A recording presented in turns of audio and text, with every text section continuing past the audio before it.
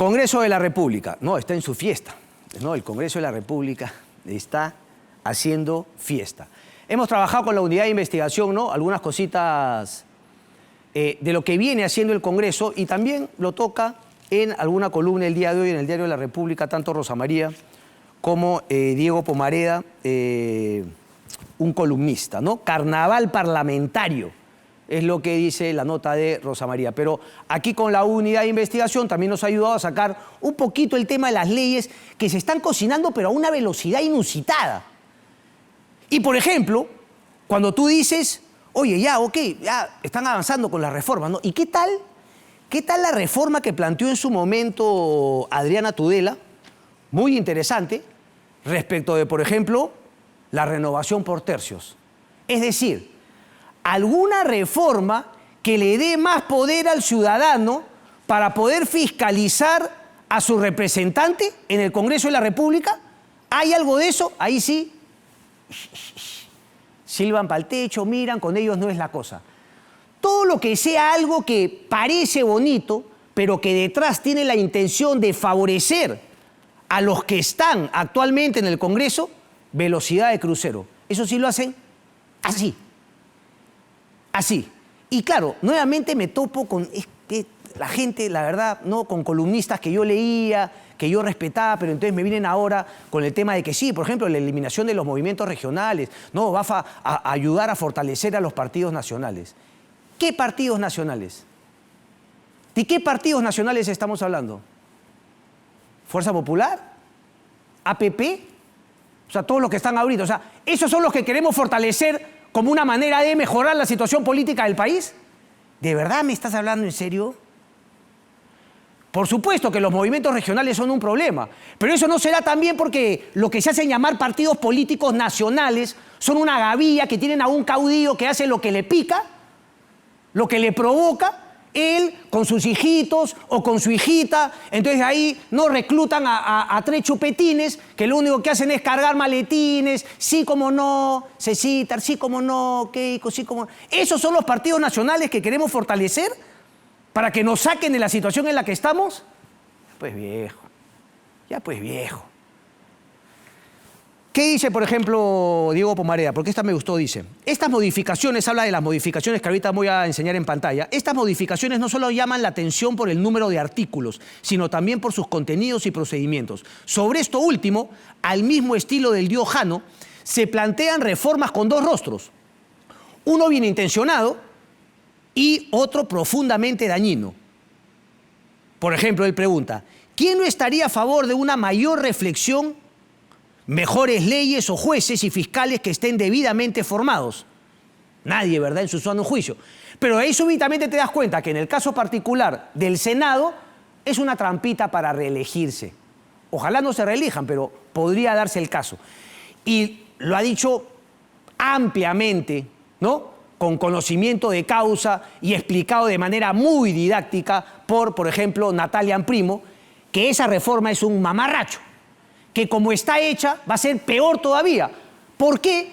Porque ha sido hecha por gente incapaz, porque ha sido hecha por gente que no le importa una mejor producción legislativa, sino que le importa asegurarse sus frijoles. Porque está hecha por el cacacenismo nacional.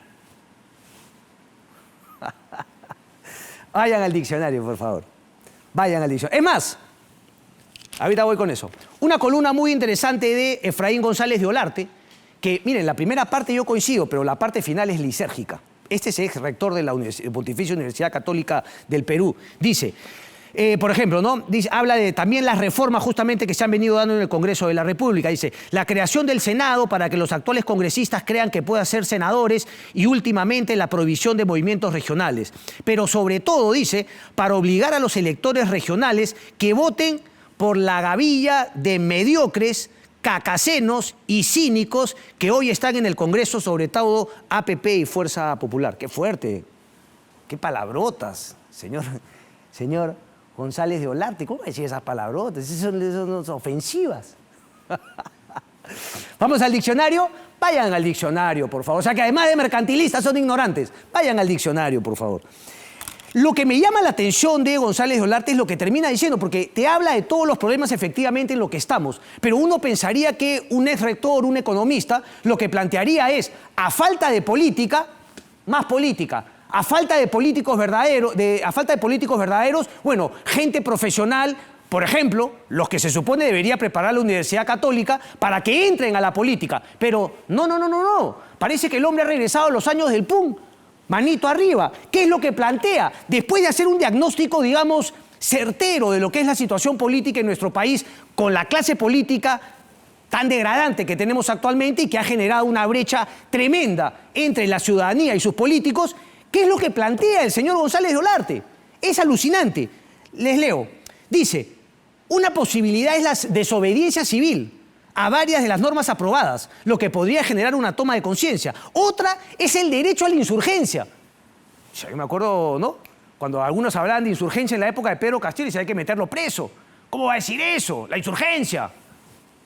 O sea, en vez de dar propuestas políticas, una persona que ha manejado una universidad que ha tenido influencia política, pero no de la manera correcta, ¿no? Porque esta propuesta efectivamente le da balas a ese rollito que yo he criticado, ¿no? Anticaviar, que dice, claro, había un grupo de gente que ha gobernado e interpuesto a estas personas. Y pareciese que este artículo le da la razón a esa gente también extremista que tiene este rollo de decir, los caviares, como antes eran los fujimoristas. O sea, una corta de miras espectacular. Y dice, más aún, derecho a la insurgencia, dado el carácter dictatorial que ha asumido el Congreso. La otra es volver a las calles, no huelga para pedir empleo, mayor lucha contra la pobreza, reformas. O sea, ¿qué es esto? Desobediencia, insurgencia y huelgas. Como en la época del PUM. Nos volvemos a los 60, 70. Qué locura, la verdad. Qué locura, la verdad. ¿No? La élite intelectual que tenemos. Hay de todo en la huerta del Señor. Decía entonces... Hablaba justamente del tema, por ejemplo, de que tú dices, ya, vamos a hacer una cámara reflexiva, pero en verdad una trampa para el tema del Senado, para que puedan postular también al Parlamento. Hablas de una Escuela Nacional de la Magistratura, como ha dicho Gladys Echaíz. Todo el sentido común te diría, bueno, sí, hay que mejorar a los jueces y todo, pero resulta que es solamente para cortarle la cabeza a la Junta Nacional de Justicia. Una Junta Nacional de Justicia que sigue acumulando causas para ser desprestigiada. Y que obviamente venga un Congreso de la República y encuentre un argumento que suena legítimo, pero es falaz, porque nadie quiere mejorar la capacidad de nuestros jueces y fiscales. Lo que quieren es, por un tema ideologizado, cortarle la cabeza a la Junta Nacional de Justicia, que como dije, no tiene pues un sesgo. Hay que cortarle la cabeza. Yo estoy ya seco de hablar esas palabritas, ¿no? Caviares, el fujimorismo, es toda la misma mediocridad de solamente ponerle un rótulo a ciertas personas, pero hay gente que se siente muy digna, ¿no? Muy ética, pensando así, viejo, digamos, evalúa a la persona y sobre todo a sus actos, independientemente si te cuenta un tema, ¿no? O te dice, esta es mi bandera. Al final, como Groucho Marx, ¿no? Estos son mis principios, si no te gusta, tengo otros. En esas estamos. Y sin embargo, la gente se tontea con estos pequeños tonitos de definir a una persona. Entonces, si estás en esa orilla, yo estoy contigo. Oye, pero tú también has cometido, no importa, tú eres de los míos. No te preocupes, no importa, no pasa nada. Patricia Benavides, por ejemplo. A Patricia Benavides tienen que recordar todos los que definen a Patricia Benavides que a Patricia Benavides le cortó la cabeza el fujimorismo. La gente Roberto. ¿Quién es el agente Roberto? No lo digo yo. Ricardo Ucé en su columna la semana pasada. Marta Moyano. Y sin embargo a la gente se le complica. No, ¿cómo van a hacer? Si ellos están en el lado de acá. Este es el lado de los buenos. No, ese es el lado del... Viejo. Un poquito más complicado. Usen el cocoroco. Usen el cerebro, por favor. Bueno, la reconstitución ahora o nunca. Ponme un poquito, por favor, los cuadros del carnaval parlamentario. Ya no van las primarias, ¿no? Las PASO. Se eliminaron. Fuera. Ojo que también es cierto lo que dice Carlos Meléndez. Yo no sé por qué no le hacen caso a Carlos Meléndez. Él es muy crítico con esos reformistas que en el Congreso de la República, ¿no? Fernando Tuesta, Martín Tanaca, ¿no? Tenían ciertas ideas, pero que él habla de que, digamos, era demasiado idealista. Se quería volver a un modelo que en verdad ya no tiene asidero en la historia en ningún país del mundo. La democracia también ha cambiado. Entonces, creer que tenemos partidos políticos como era antaño, en el cual se definían por pilares, ¿no? Me acuerdo en Holanda, ¿no? Los dos, tres principales países, partidos políticos que además tenían una sociedad, un club de deporte, una radio, vinculados a la iglesia. Esos pilares, pues, se terminaron hace muchísimo tiempo. La manera de hacer política ahora es completamente distinta. Entonces, quizás fue parte también del problema haber sido muy idealista y traerlo poco a la realidad. Desde ese punto de vista, Carlos Meléndez tiene muy buenas ideas que yo no sé, nadie las aplica. Porque claro, las ideas de Carlos son justamente para mejorar la situación política en nuestro país. Pero aquí nadie quiere mejorar la situación política. O algunos o son muy idealistas o directamente del Congreso de la República lo único que quieren es sacar provecho como si el mundo fuese a acabar mañana. ¿Qué podemos sacar de una situación en la cual no tenemos gobernante, no tenemos un ejecutivo que nos vaya a decir absolutamente nada, la mediocridad total, y podemos hacer lo que queramos? ¿Y quiénes son los que podemos hacer lo que queramos? Lucho Galarreta, ¿no? Richard Acuño, Vladimir Cerrón, son los que cortan el jamón en el Congreso de la República. Las obligatorias, las primarias, ya no van. Bicameralidad y reelección, aprobado, ¿no? Está aprobada ya. Ese está aprobado. La obligatoriedad también aprobada. Estas tres son aprobadas y promulgadas. Muéstrame, por favor, la siguiente, José. Dice, en proceso, congresistas podrán postular a municipales y regionales. Esta es linda, porque justamente, ¿no? Dentro de ya, el que pide poco está loco, ¿no? Entonces, más allá de las cosas que favorecen a los partidos en los que están, etcétera, etcétera, ahora los congresistas también quieren jugarse el gambito, pues si es que pueden ser alcaldes, ¿no? O gobernadores regionales. No, pero si ya la sinvergüencería. Dice, exclusión de candidatos solo con sentencia firme. Sentencia firme se entiende en una primera instancia, o es como en Brasil, no, ya sería el colmo, pero bueno, sentencia firme, o sea, ninguna investigación, ni siquiera tener un juicio abierto, ¿ok? Sino que tendría que haber una sentencia firme. Es decir, recuerden, investigación preliminar, la primera parte, investigación preparatoria, la segunda parte. Ahí el juez ya empieza a tomar el control del proceso. En la preliminar solamente la Fiscalía y la Policía. Luego de la investigación preparatoria, acusación, inicio de juicio oral. Puede durar un año más. ¿Ok? Si estás en juicio oral por narcotráfico, igual puedes ser candidato y ser elegido. Solamente si es que te condenan con sentencia firme, esa persona podrá ser excluida de una candidatura. Un poquito complicado, ¿no? Presunción de inocencia, algunos podrían plantear. Bueno, estos dos han sido aprobados en el Pleno el 10 del 5 en una primera votación, ¿verdad, José? Faltaría justamente la segunda. ¿Perdón? Ah, bueno, pero, ya, pero José, hable en serio. Aquí José, ¿no? Mi productor me dice, claro, faltaría una segunda votación y que el Ejecutivo no lo observe. Ah, pues viejo, hable en serio. ¿Qué va a observar este Ejecutivo? Ya no observa absolutamente nada. ¿Qué va a observar? No criminalización de organizaciones políticas. Aprobado en el Pleno, 10 del 5 al 24, faltaría igual segunda votación y el Ejecutivo. Y este es un tema, no participación de movimientos regionales, también aprobado en primera votación. Déjenme ir un rato a este tema, no participación de movimientos regionales. El amigo Gonzalo Banda, analista político, es arequipeño. Yo siempre, digamos, he cuestionado lo que él siempre dice, ¿no? El tema del centralismo. El centralismo como una manera siempre de justificar la incapacidad de los gobiernos regionales. Yo siempre decía que, o sea, no le tienes que pedir nada al centralismo. Obviamente tienes que exigir el presupuesto que te corresponde, etcétera. Pero mucho del problema con las regiones, más allá del discurso izquierdoso de que se les ha olvidado, es que las propias regiones y sus políticos han sido un desastre. Han sido un caos. No han podido hacer absolutamente nada por sus pueblos. Se han dedicado solamente a la corrupción. Gente incapacitada. Y el problema no es que no tengas la capacidad, porque como bien decía Marco Aurelio de Negri, el problema, digamos, no tiene nada de malo no saber.